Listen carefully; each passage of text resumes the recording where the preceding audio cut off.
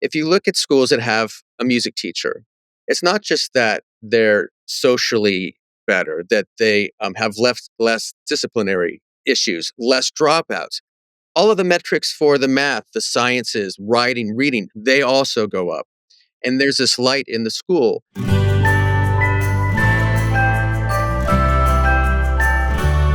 How to survive the classroom. Hello, friends, and welcome to How to Survive the Classroom. We have the coolest guest that is coming at the end of this episode. If you grew up in the early 2000s, I was in high school when I think it was 2001 when Superman actually came out, and then 100 Years came out in 2004 from John Ondrasik, who is Five for Fighting. So if you are a millennial like me, there's some pretty core memories that are associated with those songs.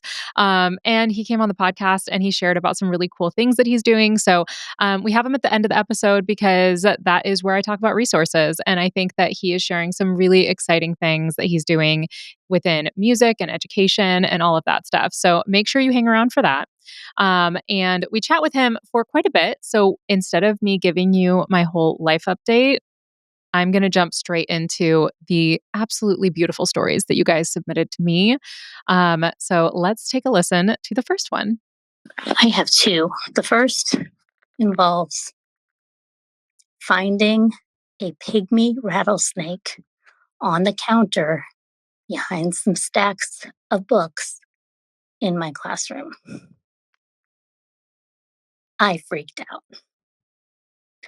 The second is when I had a student call another student a bastard, and the kid was real offended. And he said he called me a bastard. And I said, "Do you know what that even means?" And he said, "No."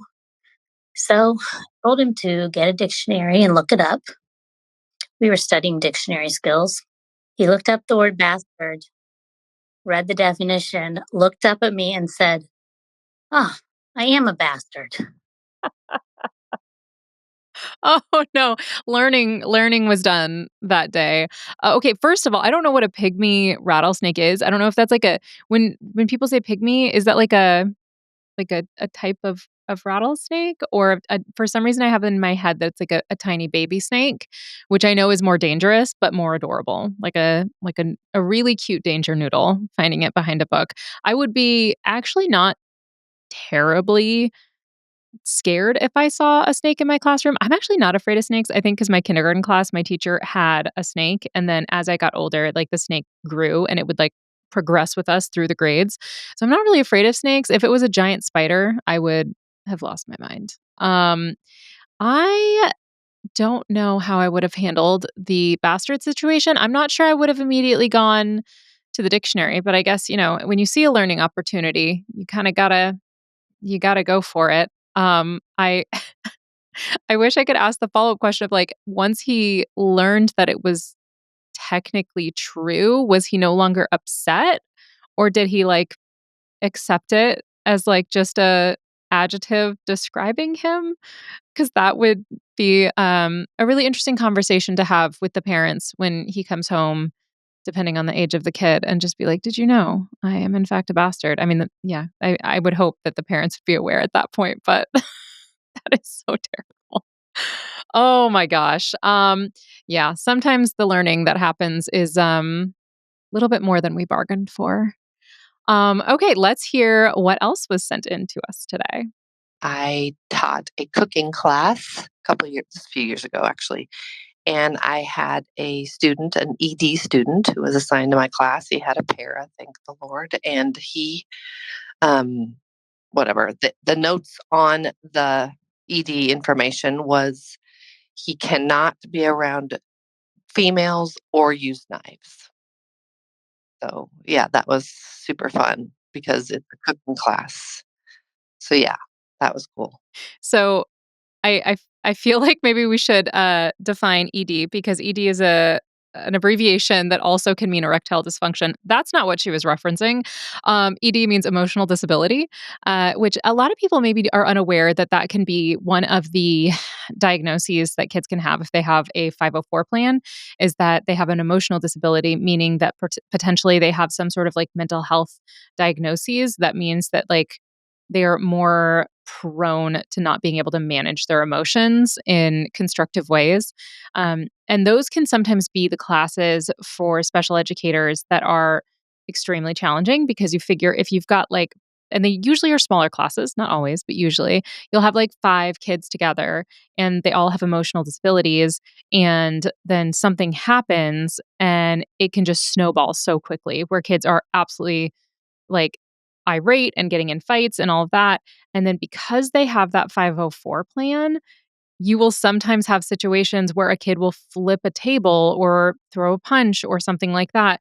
But if the special educator didn't intervene in a way that has been stipulated in the 504 plan, then there's nothing that can be done as far as a consequence. So, for example, in the plan, it said that that kid had to be away from females, and that was a female teacher.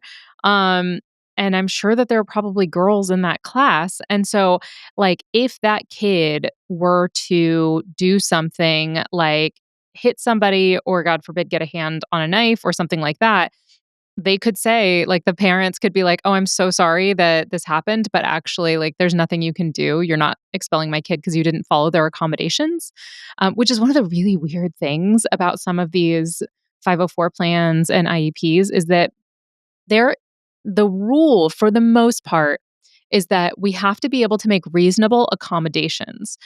But reasonable is kind of a gray, squishy thing. And so I have heard some of the wildest accommodations for kids. Like, and I would love to hear from you guys. What are some of the more bizarre accommodations that people have had for kids in their class? I personally didn't have anything bizarre. Like, most of the time for 504 plans, it was like a kid had anxiety and then they had to be able to go for a walk, or a kid had was diabetic and so they needed to be able to have access to snacks and stuff, like very simple basic like health issues, right? But I did hear, and again, this is something somebody DM'd me, so please don't come to me and tell me that this isn't possibly true and all of that. I am repeating what I was told by somebody who follows me online, and that was that there was a young man who was in the high school, and part of his accommodation was that he would get personal time to pleasure himself in the day. And he was also a kid that could not be left alone for any period of time. Therefore, that meant that at some point during the day, every day, there had to be a teacher in the room while the kid was doing that. And number one, that feels like a hostile work environment. Like that sound like I'm imagining that 504 IP meeting. No, I'm done. I'm done. I'm not doing it. I'm done. I cannot. That's like I'm tapping out. Like absolutely not. But that's what somebody said was happening at her school. So this was not like a hearsay, like a friend of a friend. This was something that she said, like at my school, this is what happens. And I'm like, I feel like that's a reportable offense. That's way more than anything. Unfortunately, as much as I'm going to try and cover a lot of topics in my teacher survival guidebook, that will not be one of them because I hope to God that is not happening in any of your classrooms. So yeah, the 504 IEP thing is so fascinating, especially with all of the lawsuits that are going on right now, which I've touched on a little bit. But one of the things that people are talking a lot about is like whether or not 504 plans are constitutional. Like some states are suing, saying it's not constitutional for you to withhold funding if we don't provide, this accommodation for a kid with an emotional disability. And I think a lot of times people look at like the story I just told, where there's like a kid who has to be with someone while he's doing stuff like that. That is like a 1 in a trillion. And honestly, I'm like, is she lying to me? Like, obviously, no one would ever message me and just tell me a lie. That's crazy. But like, there's those stories. 99 times out of 100, what 504 plans are used for is things like what I saw, where it was like a kid has has epilepsy, and so they have to have like access to this medication, or they have to like kids with diabetes have to have access to their phones, and like it's stuff like that. And most of the time, that doesn't cost the district money, but sometimes we have stuff where it's like, oh, this kid is hard of hearing and needs to have a sign language interpreter, or they need to have like a special like recorder that like transcribes stuff and all of that, and that could cost the district money. And 504 plans and all of the policies that go along with that, that is the stick for the district that they don't have a choice. Like they have to allocate funds to that, even if funds are tight. Otherwise, they could face litigation from the family because the kids are required to be given an education. So, yeah, that is one of those fascinating parts of education where I think a lot of us have seen ways that 504 plans have been used in wild ways, like telling a teacher who teaches family and consumer science, which one of the things they have to learn is knife skills. Like that is part of the curriculum. And then saying that like that kid can't be around any females is also like a wild ask when it is not an all male school. And even if it was, like the teacher's female. So what are you guys going to do if that kid gets upset or fill in the blank thing? Like so thank you to you teachers out there that are accommodating to the best of your ability, because I know I've been in a lot of schools where you are given a stack of IEPs and 504s, and it feels very, very overwhelming because you'll have you'll have a class of like 30 kids and 12 of them will have an IEP that say preferential seating. And you're like, I can't preferentially seat half my class. Like, what am I supposed to do? And the answer to that is kind of a shrug. And it's like, well, you do the best you can. And I know a lot of you guys are doing the absolute best you can, sometimes with, and mostly almost all the time with not enough resources. So I see you and I know how hard you guys are working. I do hope that I get a chance to hear from you guys some of the wild things that you've seen in 504s, because I bet there's some really interesting little add-ons there, because 504s also can be kind of a little bit more flexible than IEPs in that way. So we are going to take a very quick break. And then when we get back, you guys are going to hear my interview with John Ondrasik.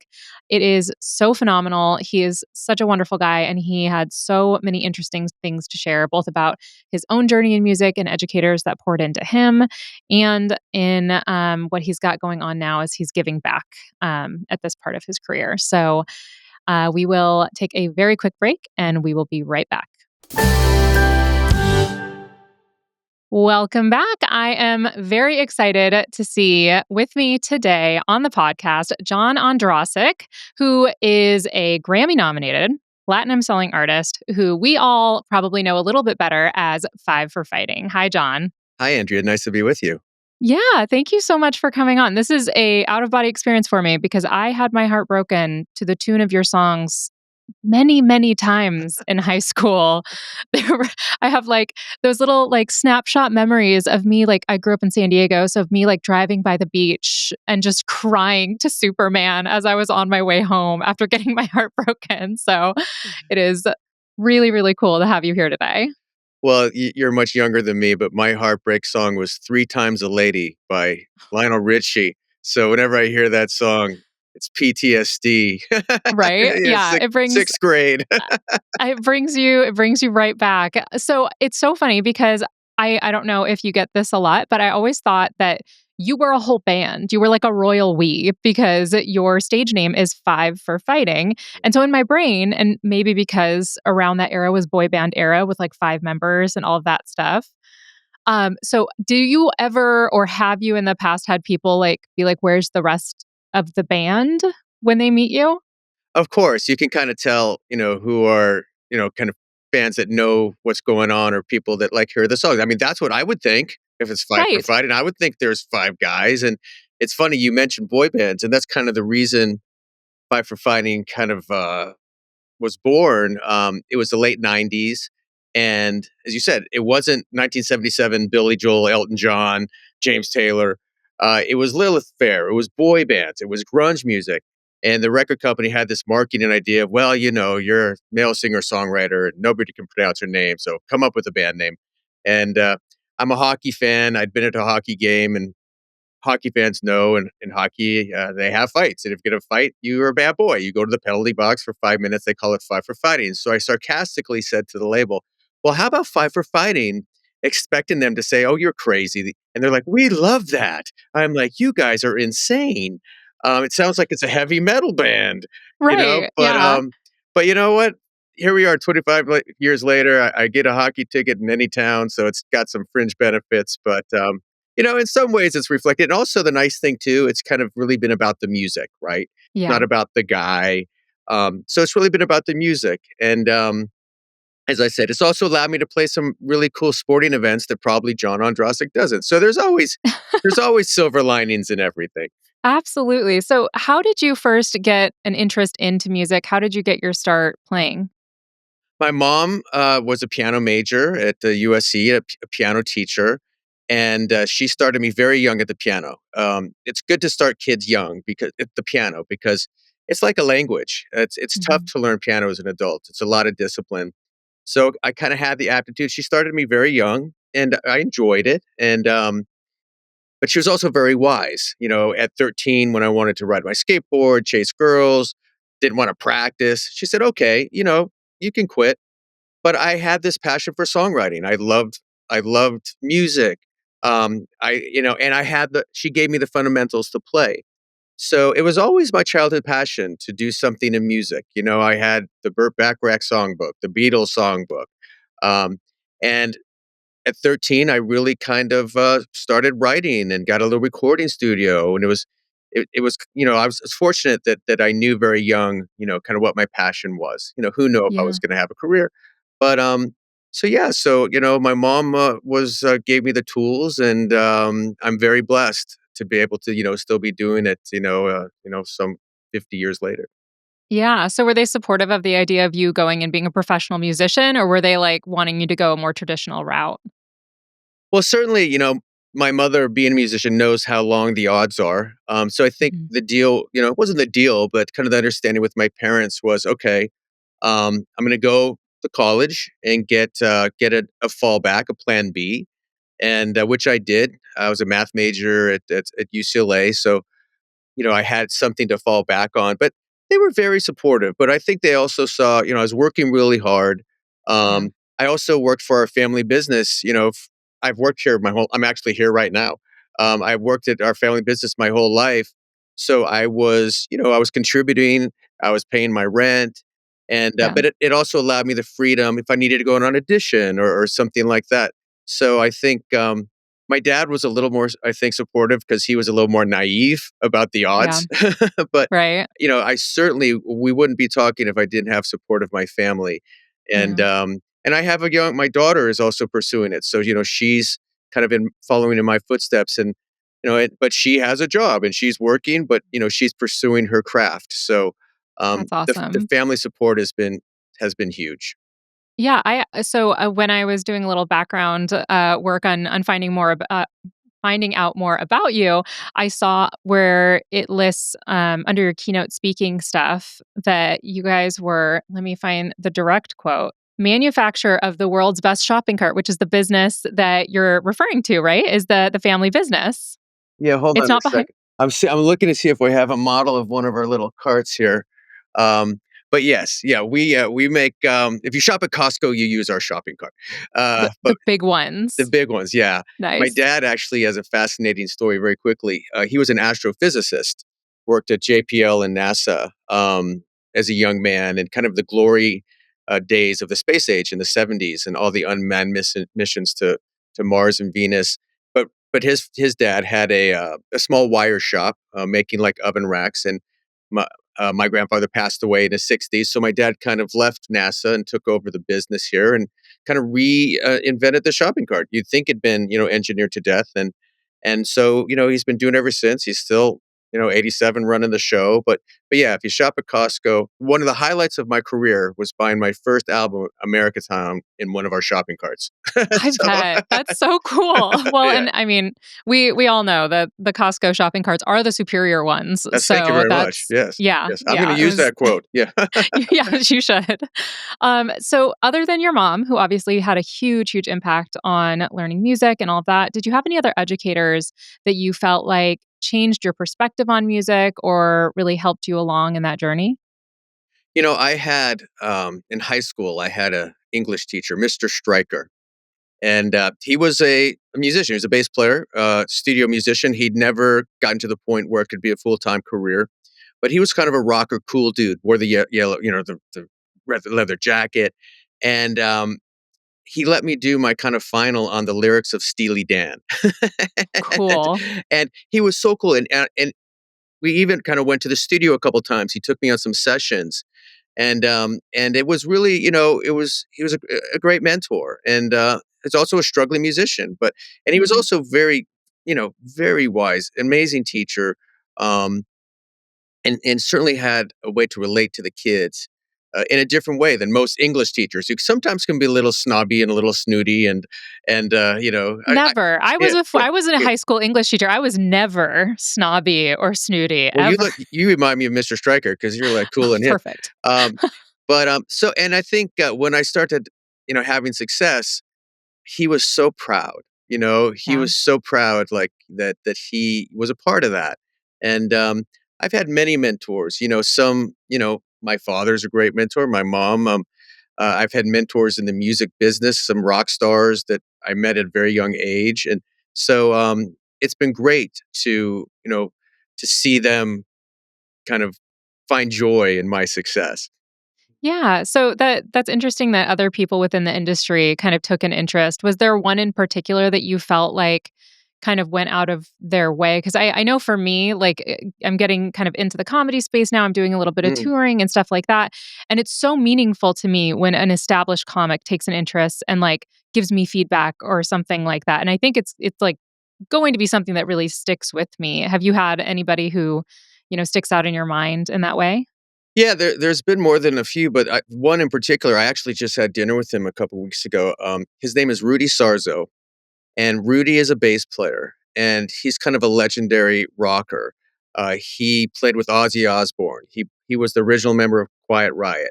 When I met him, he was in Whitesnake at the top of their career, and it was so funny because I happened to be living in a small apartment in Malibu, and I went to the swimming pool one day, and I saw these two rocker dudes sitting there, and I knew they were rock guys, and Rudy was one of them. And he's like, "Oh, what do you do?" I go, "Songwriter, aspiring." And he really quickly took me under his wing. And I was like the kid in Almost Famous. They would Yeah. take me like to the rock shows, and I'd go up the elevator with all the rock stars, and they'd be very protective of me. They're like, "You can go in that room, but you can't go in that room." Um, and the thing about Rudy was, even though he was kind of known as this rock guy and kind of wore all the clothes, he was like a closet Barry Manilow fan. He loved music, he loved songwriting, and he would play on my demos. And the other guy that he was with was a guy named Scott Sheets, who was in Pat Benatar's band, and I ended up forming a band with Scott Sheets. And so I was working with all these like famous rockers who were 20 years older than me. But again, kind of having somebody who can kind of take warn you about things, educate you about things. If something's happening, here's who you want to talk to. But really just the confidence, as you said, if you have an established comedian show interest in what you're doing and just be like, oh yeah, that's good, here's some ideas, that confidence is huge. Yeah. It gives you energy, it gives you a belief that that the dream can come true. So, Yeah. and Rudy to this day, I think he looks at me as like his, his little puppy that became a dog, Yeah. that grew up and did it. So, and also, as I said, it's so fun to see their joy. And I have, kids I mentor and Yeah. up and coming artists, and I always find so much joy in their success. And those relationships are truly beautiful. Yeah. Yeah, that's really cool. So is there when you think about, the decades that you've been doing this and, you've like come out with these insanely, I mean, I guess it wasn't considered viral at the time because viral wasn't a thing yet, but viral Yeah. songs. Is there any mistake that you made in music when you look back on now that you're like, if I could redo it, I would really love to have not made that decision musically or business wise or any of that? Of course, if you're not failing, you're not fulfilling your potential. Uh, failing is really what the arts is all about. Yeah. You write thousands of songs to hopefully get one or two that people hear. You'll tell 500 jokes to try to get three or four that connect, right? So, Yeah. so I think people, failing is certainly part of the process, and also, the way we define success.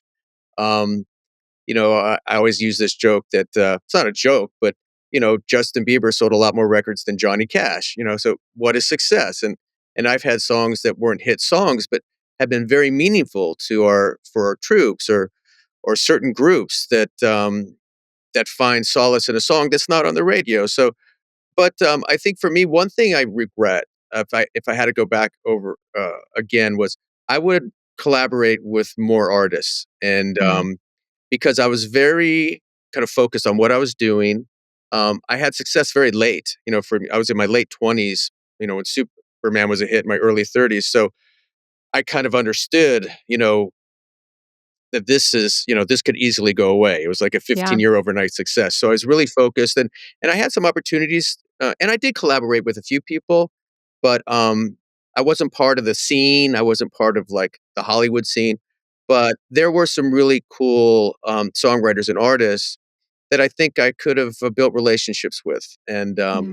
I was just so singularly focused on my career and being able to make another record and promotion and then of course my family too. I had a couple young kids, so if I Mm. wasn't doing music, I was with the family, and then of course precision wire. So, but that was Yeah. one of my regrets. I think to not just in music, but to develop more relationships, to have more Yeah. friends, to have more life outside of my ambition. Mhm. So that would be one that if I had it to do over again, I think I would make more effort at that. Yeah, I think that's something a lot of people struggle with too, and especially high achieving people that are very driven because, like you said, you write 1,000 songs to get a couple of hits, and I think that that is something that people who are not in like entertainment or creative like fields, they don't. It's hard to see the full picture of that because you really do fail so much, and you just have to keep hitting the wall of failure, and then like I mostly got my start by doing videos and having comedic videos online and all that kind of stuff. And some people were asking me, they're like, well, what do you like? What should I do if I want to do that? I'm like, you make a video every day. And out of 100 videos, I'll have 2 videos that people see, like a lot of people see. And then you just keep doing that. And a lot of them suck. They're not even funny. And then something I think is terrible, the world loves. And I'm baffled by it. Right. And I'm just like, really? That's the thing? But like that, I think is such a good lesson for so many people that like it's a lot of failing to get the one victory. And then everyone just ignores the however many fails that it took to get there. Well, I'm not. This is not hyperbole. I truly believe like my success, maybe 10% of it is talent. Certainly, a large portion is just perseverance, just Mm. fighting and door slams, just keep going. And the other is relationships, you know, building relationships with people in the industry. Superman, here's a good story about that. Superman, when it came out, it was much different than what was on the radio. It was a piano ballad. Piano was not on the radio. And most radio stations were like, "This is strange. I don't want to play this." And the song was out and it was kind of going up the charts. And one day it went backwards. And whenever a song goes backwards on the chart, you're usually dead because Mm. other programmers will see that. They'll say, "Oh, the song's not happening." They'll stop playing a record. Mm. But there was one woman, Charisse, who was a program director of a big station in Las Vegas, and I had done a lot of events for her. I had done, boardroom concerts. I'd done her Christmas show. I literally did a dog show. Talk about a dog and pony show. It was actually a dog show. Oh I my played at the gosh. dog show. So I'd had this relationship with her, and I called her one day when the song was going backwards, basically to say, "Hey, just thank you for playing it. I was grateful. I called all this, thanks for playing." And she goes, I believe in this song. I'm going to give it one more week. Week goes by, song going down. Called her again. Hey, thanks for playing it. You're taking an extra chance. She says, I got a couple calls, John. I really kind of see something in the song. You've been so great. Let me play it another week. And then the following week, she called me. And I'm like, that's strange. She said, hey, by the way, your song is top 5 on my radio station. I'm like, really? She goes, yeah, let's see what happens. She called me the next week, said, your song's number 1 on my radio station. And Charisse had a big mouth. And she told 2 friends. And my record company was like, this is really weird. Your song's going back up. That's how close it was. That's how close it was. It was one relationship with one person. So, this That's song that incredible. everybody thinks like, oh yeah, it's like, of course, it's a Yeah. song everybody would like. That's how close it was. So to me, success really comes with these things that people have when you think about how do I become a great comedian? I got to write a lot of jokes. How do I become a great songwriter? I got to write a lot of songs. A lot of it has nothing to do with that. It's your perseverance, your work ethic, and your relationships. And for me, I Mhm. credit all of those for why we're talking right now. Yeah. Yeah, I've seen that too within the comedy space because you have to get to know the people that work at the clubs and Yeah. your reputation. Everyone talks to each other. So if you Oh show yeah. up and you're a nightmare to work with, Yeah. the clubs aren't going to book you. They can fill those seats with any other person and be just fine. They don't need me, right? And so that for sure already I've seen that to be very true. So I would love to hear about Let Music Fill My World and the Music Matters Challenge because I'm very, very excited about this. Schools across the country are really scared right now because there are so many cuts that are happening. People are really worried about what that's going to mean for individual artists and musicians because it's almost always the arts that's on the chopping block first. Within the state of Indiana, where I am a professor, in particular, they are going very heavily into trades, which I have I love trades. I think it's really important that kids have Yeah. opportunities and get to learn all of those. But my heart does break for the kids I think about that I've taught that the only reason they came to school was because they loved art class or they loved their instrument. So I'd love for you to share what you're doing with Let Music Fill My World. Well, thank you. And no, I agree with you, so much. And thank you for, teaching these kids. It's my wife's 2 sisters are teachers and my mom was a teacher and, teachers are the kind of soul of the nation. But we talked about my mom early and this whole kind of Let Music Feel My World project started as kind of a pay it forward. My mom, when I was in 5th grade, music funding was cut at LA Unified Schools in Los Angeles. And she volunteered and she came in and started putting on full musicals. I was actually Tony in West Side Story in 5th grade. So whether I was good or mommy's little boy, who knows? But anyways, 50 years later, those kids, still talk about what an important experience that was for them. Did all of them go into the arts? Of course not.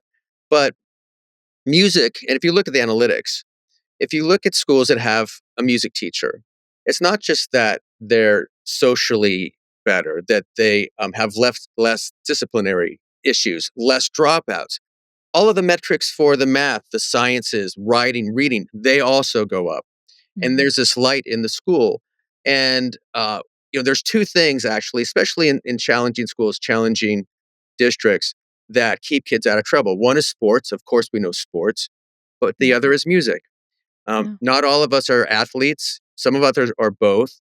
But so I was talking to my partner, Kaylee Tillman of the Tillman Foundation, who's just an amazing woman. And they had a school in inner city Chicago, Farragut Academy, that had lost a music teacher. So this basically just started as, okay, let's go in and help them get a music teacher. So I wrote a song. I did like this class with the kids, and we wrote a song called Let Music Fill My World. And they wrote the whole lyric. They went into the studio with me and recorded a beautiful video. And through that effort, they now have a full-time music teacher for 3 years. So Kaylee and I were like, well, how do we take this kind of nationally and do something fun? And I'd worked a lot in the ALS space. I was involved with the Ice Bucket Challenge. So we're like, well, let's do something national where people like to compete. They like to sing. They like to make videos. So Yeah.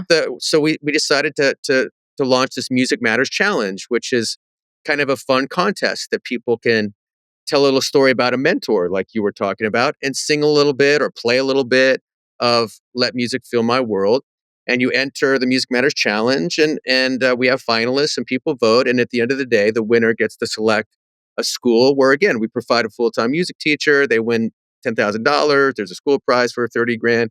But what it really does is it actually puts a teacher in a school. Yeah. And we're doing that now with the first winner last year.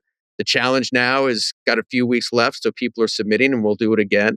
But so it's something fun where we can supply a teacher, but also the grand picture is just the awareness of the critical need for music in every school in America. And I Yeah. think people understand that. And as you said, it's really about just kind of making sure we have the funding and we have a lot of allies, on the Yeah. Hill and also, of course, in the education space. And we're just getting started. Our goal is to, we're not stopping until every school in America has a music teacher. That's so exciting. So if somebody wanted to help support or contribute Yeah. in some way, how could they do that?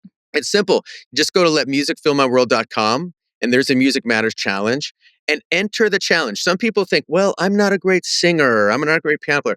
That makes it better. It makes it better. It's really about the story and the emotion of what, you know, who in your life made a difference for you and how music matters. So I just tell everybody, like, you know, don't feel intimidated by it. Yeah. And tell your friends. And also the great thing too is, for a lot of for school classes where it's choir or band or jazz class, those classes are entering, and so it's a great kind of fun thing to do with your school music class and school teachers. So. Yeah. Um, maybe we need to do one for comedy too. That would be kind of fun too. That would be the, amazing. the, the, Uh, the comedy challenge. oh gosh. The problem is it's kind of fun when somebody who can't sing is really giving it their all. There's like a deep pain when you see somebody who's really bombing at comedy and like it just, So you everyone so you so you see my show. no. Yeah, it just drives people to better comedy. They like need a palate cleanser after all of that. And now you also have some shows coming up. You're going to Yeah. be with a quartet, I think I read. Yeah, we typically in the spring and the fall, we go out with string quartet, and it's a very intimate show. My players are Broadway like geniuses. My violin player Katie won a Tony Award, so it's a very more intimate show. I pull songs from my catalog that have some amazing arrangements, more kind of interactive show. And then during the summer, we put out the rock band. So yeah, we leave in a couple days, and we're going to the Midwest, and I have a great act opening for me, Lace and Lee. Maybe one of them's my daughter. I don't know. So Yay, that's so exciting. we're very excited, and my bandmates are my second family, and so yeah, off we go, and packing up the bags tonight, and we'll have a great time. Awesome. Well, John, thank you so much for taking the time and chatting with us and sharing with us all the really, really exciting things that are coming up, especially with the Let Music Fill My World and the Music Matters Challenge. That's really exciting stuff.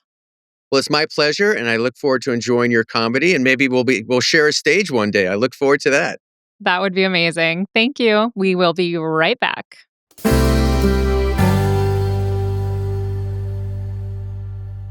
All right, teacher besties, welcome back. I hope you guys enjoyed the interview. It was, like I said, such an out of body experience getting to talk to him. I do have, and I've been like in preparation for this interview, I've been like listening to Superman on a loop. And so, like, as soon as I hear those like piano keys at the beginning, right, I'm just like, why doesn't he like me? Right? Like immediately, which is funny because it's not like a typically like romantic song. Superman's not. But then there's 100 Years, which is another one. If you guys haven't listened to it or haven't listened in a minute, I highly recommend because they hold up very, very well. And if he is going to be in your area, I hope you go check out Five for Fighting because I would be so delighted to get to go to one of his shows. And it's just really exciting to see artists that are giving back to their communities in really substantive ways, like to see that there's not a music teacher somewhere and to work to get one there. I mean, that's incredible. That's something that is going to change the lives of countless kids. So it was just so much fun. And I hope you guys do check out the organization that he's got going and the shows he's got coming up in the next few months. If you have any thoughts about today's episode, or you want to send me a voice memo, because I would love to hear about the crazy things happening in your classroom, you can go to podcasterandrea.com. There's a little button at the top that says leave a voice message or a voicemail. That's what you're going to hit. And then you're going to tell me about all of the insane things that are happening in your classroom. And it doesn't have to be this week. It can be anytime. I know on Instagram, I'm like, tell me what happened this week. It doesn't have to be this week. It could be like heavy hitters, like 4 years ago, this kid did this, because I know we've all got those things. And if you want to email me, you can email me at andrea@human-content.com. Obviously, I'm on Instagram and TikTok and Facebook at Educator Andrea. Or you can contact the whole Human Content Podcast family. I don't know why that was so hard for me to say. On Instagram and TikTok at Human Content Pods. And we are still doing a book club, Denver and I. And you guys, I post a few times a month, and then we have a live, which is so much fun. And it is just for our patrons. It is the absolute best time. Denver and I get together and talk about the books that we're reading. And if you're part of the Patreon, you can also help us choose the books. So if you haven't loved the books that we've done so far, or those haven't sparked your interest, if you're part of the Patreon, you get to help us choose. So sign up. It's going to be on patreon.com/those who can read. And thank you so much to those of you guys who have left wonderful reviews and feedback. It means the absolute world to me. So thank you. And if you want to see the full video episodes, they are up every week on YouTube. This little square behind my head did in fact fall directly on top of my head right before we started recording. I'm so sorry you missed it. It is now more secured than it was. So I don't know if we're going to get it again, but if you watch the YouTube videos, you can see the little sound tiles fall on my head if and when it happens. So make sure that you check those out at Educator Andrea. Thank you so much for listening. I am your host, Andrea Forkham. Our executive producers are Andrew Forkham, Aaron Corney, Rob Goldman, and Shanti Brooke. Our editor is Andrew Sims. Our engineer is Jason Portizo. Our music is by Omer Benzvi. Our recording location is the Indiana State by College of Education. To learn more about I almost did it again, guys. I almost went right back to the other one. To learn more about how, I can't do it now. Listen, we're going to keep it together. To learn more about our How to Survive the Classrooms, program disclaimer and ethics policy, and submission verification and licensing terms, you can go to podcasterandrea.com. How to Survive the Classroom is a human content production. How to survive the classroom.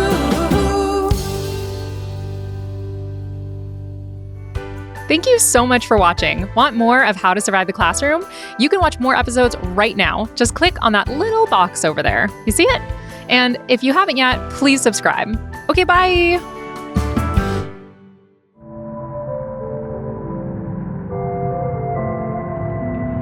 Human content.